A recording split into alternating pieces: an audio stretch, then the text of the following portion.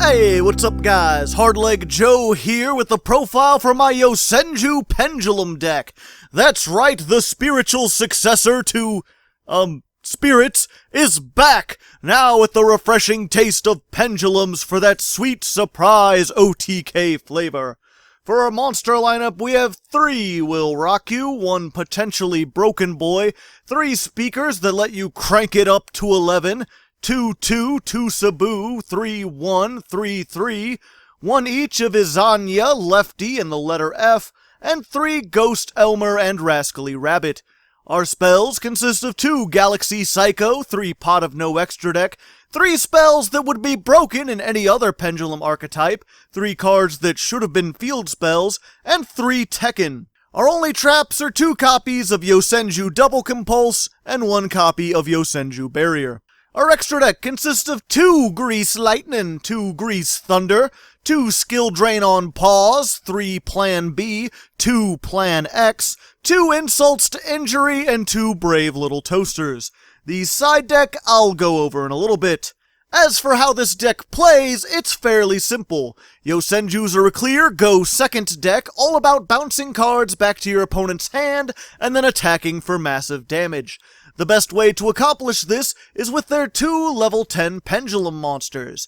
Diebeck has 3000 attack, its Pendulum summon cannot be negated, and if it's summoned you can target 2 cards on the field and return them to the hand. Hitot seems like a straight up downgrade of this at first because it only has 2000 attack and can only bounce 1 card on summon, but it has the additional effect that each time a card on the field is returned to the hand or main deck, all Yosenjus gain 500 attack. This seems underwhelming until you realize that it's not once per turn, or even once per chain for that matter. Also, it counts itself. So if you Pendulum summon 2 of these, and each one bounces a card, they will both activate twice, giving all your monsters a whopping 2000 attack point boost. Throw in a Diebeck for even more bouncing and even more damage, and this deck can easily clear the entire board while attacking for well over 8000. To make things even sweeter, Tater Tot over here has an amazing Pendulum Effect. It allows you to target a Yosenju in your Pendulum zone and make it scale 11, meaning that one of these, plus any other Pendulum monster in the deck, including another copy of itself, completes your scales and allows you to do the things. The only downside of this is that you're locked into Yosenjus after you activate this effect, so you can't finish off your opponent by overlaying into a rank 10 train or anything cool like that. Also, both of these monsters return to your hand at the end phase of the turn they are special summoned, which is kind of a downside because it means your field is open if you fail to OTK, but it's also kind of good because it means next turn you can Pendulum summon them again and bounce another card or 5. Anyway, that's your main play, that's what you're trying to do, just Pendulum summon as many of these as possible.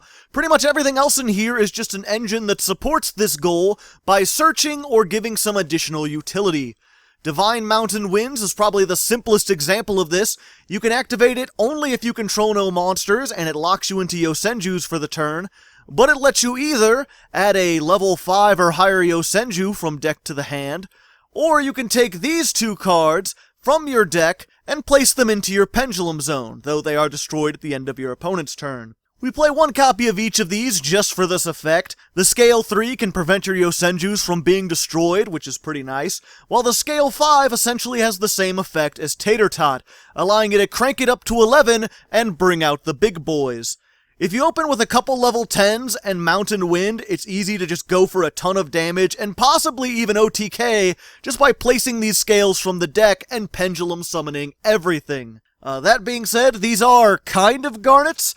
Alone they're useless, but either one of them along with Hitot completes your scales, and in a pinch you can even use them as Link or Ixie material with your other main deck monsters. This is because 3 of our remaining Yosenjus, commas 1, 2, and 3, have a shared effect that if they are normal summoned, you can immediately normal summon another Yosenju with a different name. None of these are once per turn effects, meaning you can easily swarm with all the level 4 Yosenjus in your hand without ever special summoning. This is the crux of the old Yosenju playstyle, summoning a bunch of weasels and then either using them for rank 4 Ixies, or making the most of their own unique effects. Speaking of which, Comma 1 can bounce a face-up card your opponent controls back to the hand, assuming you control another Yosenju, even more bounce power. Comma 3 searches any Yosenju card when another Yosenju deals battle damage, allowing you to get your pendulum monsters or set up a defense for next turn with traps. And Comma 2 can attack directly, which, you know, is good for triggering the effect of Comma 3, but there's a reason we only play him at 2. He's only really useful for his additional normal summon effect, which you need to trigger our remaining 2 Yosenju monsters. Seibu searches a Yosenju pendulum monster on summon, and Izuna lets you draw a card. You can only activate these, though, if you control another Yosenju monster, and since neither of these gives you the extra normal summon, like the Commas, that makes them somewhat useless without 1, 2, or 3. That's why we play this guy at all, and why we play Seibu at 2, even though he searches our precious pendulum monsters. Fortunately, all the furry Yosenjus are level 4 beast warriors, meaning they're searchable with Tenki, as well as Yosen Training Grounds. This is a continuous spell that gains a counter every time a Yosenju is summoned. You can remove 1 counter to have all your monsters gain 300 attack, or remove 3 to search any Yosenju card. Between this, Tenki, Divine Mountain, Comma 3's search effect, Seibu's search effect, and Pot of Extravagance just for bonus draw power, this deck becomes very consistent.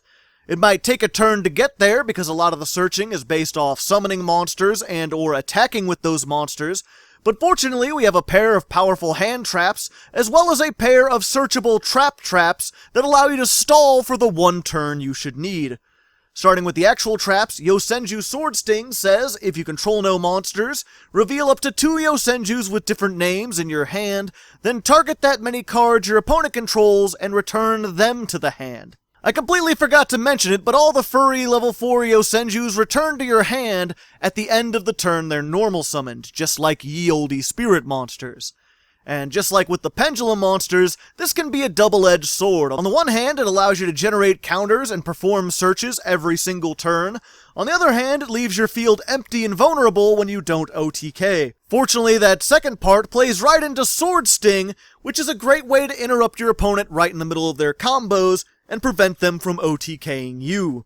Alternatively, you can try to accomplish the same thing with Yosenju's Secret Move, a counter trap that negates spells, traps, and monster effects, but only if you control a Yosenju card and no non-Yosenju monsters. This seems a bit counterintuitive, and it is, which is why we only play it at 1. But it is searchable, and if you have L or R, you can place them in your pendulum zones, and that counts as having a Yosenju on the field, making this live.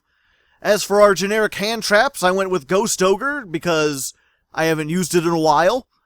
You could just as easily replace this with Effect Veiler, Ash Blossom, Infinite Impermanence, anything you want really. It has no synergy with the deck, I just had a spot to fill and thought I'd try this. Nibiru, on the other hand, does have some sweet synergy with this deck, specifically with Diebeck, who can return 2 cards on the field to the hand, regardless of which side of the field they are on, meaning you can rock your opponent's worlds during their turn, and then during your turn, simultaneously get rid of the token, while returning Nibiru to your hand to be used again. Likewise, you can also use Diebeck to return your Tenkis to the hand for more searches, which is pretty nice. I feel like there's a lot of potential for this to be broken. Like, aren't there a lot of cards in this game that are banned or limited because they put cards on your field back into your hand? I don't know, maybe someone can break this now that Yosenjus can pendulum summon a lot easier. Let me know in the comments if you could think of any spicy combos. Anyway, that's pretty much the deck. All that's left in the main is Galaxy Cyclone, just a bit of generic spell trap removal for trap-heavy decks. You can run anything in this slot, really. I wouldn't recommend Twin Twisters, since this deck doesn't like to discard, but it's your life, man. Do what you want. Same thing with the extra deck. These are my choices. Baguska is your only first turn play, and Tiger King can search Tenki while negating the entire fucking field. So I'd recommend these for sure.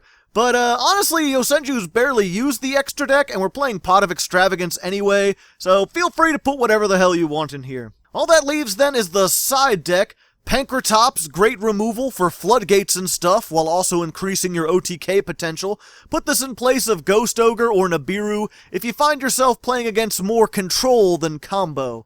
If you're going against meta-level combos, Dark Ruler No More fits really well into this deck. You can easily wipe out your opponent's entire board after negating their monsters. Sure, you can't do damage that turn, but it's easy enough to stall with your traps, and then Pendulum Summon next turn and OTK them then. I've got an extra Sword Sting in here in case Secret Move isn't working at all, and 2 extra Secret Moves in case Sword Sting isn't working. We've got a third Galaxy Cyclone along with Lightning Chidori and Tornado Dragon. All of these can help you clear out spell traps if you're going against a Set Fest deck.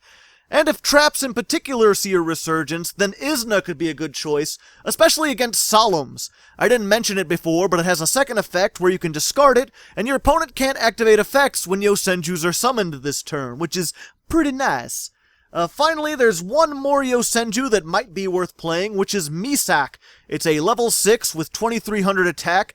When it's Pendulum summoned, you can destroy one card your opponent controls, and if it battles a non-wind monster, it destroys it at the start of damage step. This battle effect is some nice non-targeting destruction, which could be very useful if you go up against something that you can't attack over or bounce back to the hand. It wouldn't be too difficult to tech in just one copy for this purpose, given how much goddamn search power that Yosenjus have. And with that, we're pretty much done. There's the deck. I hope you enjoyed it. If you'd like to see Pendulosenjus in action, you can check out the main video. There I'll be playing 10 random duels against opponents on YGOPro, just showing off how this thing plays. Or if you're short on time, check out the replay video. Both should be on the end card and linked down in the description. Anyway, until next time, good luck and have fun.